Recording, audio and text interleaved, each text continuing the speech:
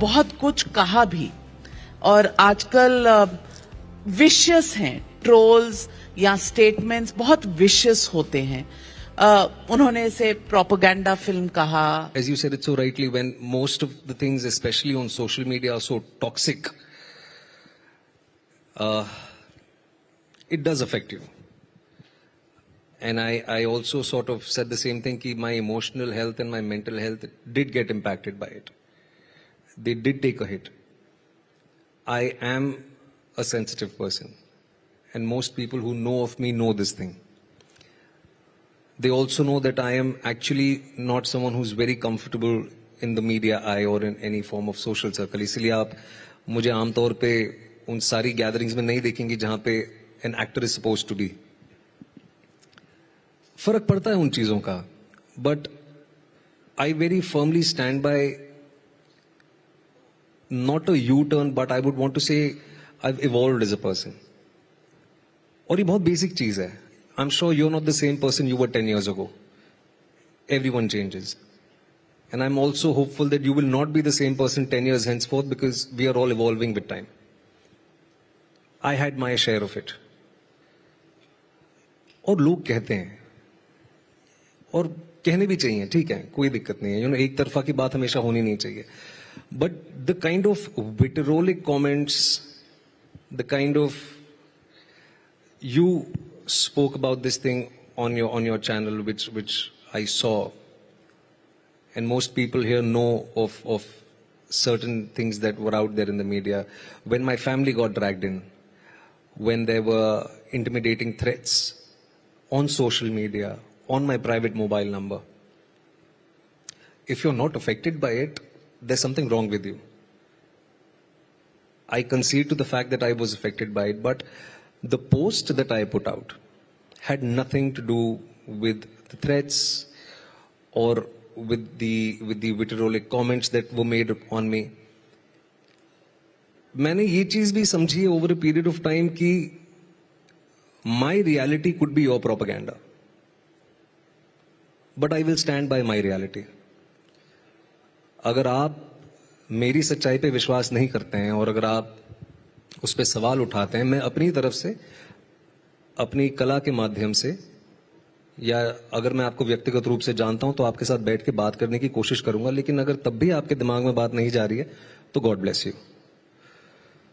और रहा सवाल लेफ्ट और राइट का, you said it very very rightly कि अनफॉर्चुनेटली सिर्फ यही दो एक्सट्रीम्स आज एग्जिस्ट करते हैं, स्पेशली पब्लिक फोरम्स पे. और सिर्फ पब्लिक फोरम्स पे ही नहीं, कहीं ना कहीं हम ये भी जानते हैं कि drawing room conversations have changed. They've gotten borderline toxic. I have lost friends of 30 years because of our different political ideologies. हम बात करते हैं योग करके लाइफ में बैलेंस लाने की. हम बात करते हैं पिछले 10-12 सालों से ओपनली हम मेंटल हेल्थ की बात कर रहे हैं, इमोशनल हेल्थ की बात कर रहे हैं, बैलेंस की बात कर रहे हैं. But what about balance of perspectives? There is absolutely zero balance of perspectives today. You're either here or you're there. I definitely do not subscribe to that. मेरे जैसे हजारों लाखों लोग हैं जो एक balanced perspective लेके चलते हैं. And I recognize the privilege that I have through the work that I do, through the stories that I say. I want to share my worldview with the world. बहुत सारे लोग हैं जो पसंद करते हैं, बहुत सारे लोग हैं जो नहीं भी करते हैं. Lastly, summing it up, it does affect you, but I'm not going to stop. I am going to go out there and stand by the stories and stand by the things that I believe to be true, with all sincerity and honesty. और रहा सवाल Sabarmati report का, तो I am extremely proud to be associated with this film.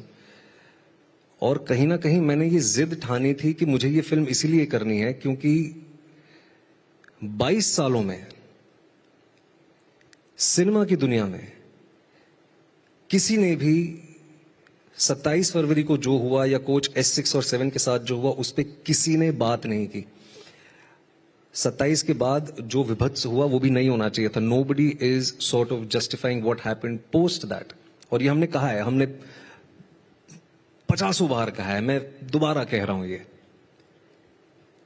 But nobody in the world of cinema, आप online चले जाइए, आपको 15 फिल्में मिल जाएंगी वो अनफॉर्चुनेट राइट्स के ऊपर, आपको 50 डॉक्यूमेंट्रीज मिल जाएंगी, खास तौर पे विदेशी डॉक्यूमेंट्रीज कि हमारे देश में क्या हुआ था। लेकिन सिनेमा की दुनिया में कोच S6 और 7 के बारे में और 59 लोगों के बारे में किसी ने बात नहीं की थी। और जो मैंने फिल्म में कहा है वो मुझे वाकई लगा, ये 2 डायलॉग्स इनफैक्ट कहीं ना कहीं मैंने ही लिखे थे, कि उस आग में बहुतों ने अपनी रोटियां सेकी, लेकिन उन 59 लोगों के बारे में किसी ने बात नहीं की। और वो 59 लोग मुझे, जब मैंने उनका रिसर्च मटेरियल पढ़ा या जब मेरे पास स्क्रिप्ट आई, और स्क्रिप्ट से ज्यादा मोटा तो रिसर्च मटेरियल था मेरे पास, वो कहीं ना कहीं मुझे मेरे परिवार के ही लोग लगे। And lastly, I am a young father today, you know about it.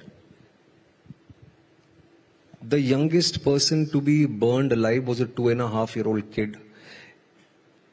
And if you are going to sit with any lens, whether left or right or anything, whether you call it propaganda, and if you're going to talk about a 2.5-year-old kid burned alive with any specific lens, I mean, it's a horrible situation.